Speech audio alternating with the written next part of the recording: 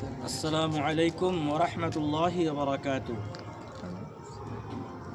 একটি হাদিসটি ইবনে মাজার 3801 নম্বর হাদিসে একটি দোয়া আছে, যে দোয়াটি পাঠ করলে ফেরেশতারা সওয়াব লিখতে অক্ষম হয়ে যায়।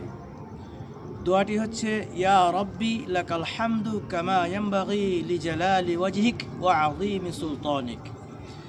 এই দোয়াটি যখন পড়া হবে, ফেরেশতারা হতবাক হয়ে চিন্তা করবে, কি প্রশংসা লিখব, কি নেকি লিখব, কি সওয়াব লিখব।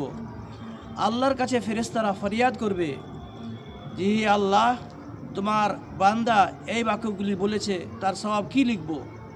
তখন আল্লাহ রাব্বুল আলামিন নিজেই বলবেন যে, যেমন বলেছে সেই রকমই লিখে দাও, সেই রকমই রেখে দাও, এর প্রতিদান তোমরা পারবে না, আমি নিজ হাতেই দিব কিয়ামতের মাঠে।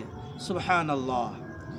অতএব এই দোয়াটি আমরা প্রত্যেক মুসলমান নারী এবং নর সকলেই আমল করব, যাতে করে আমরা নেকির অধিকারী হই এবং আল্লাহর কাছে কিয়ামতের দিনে এর সওয়াব পাই।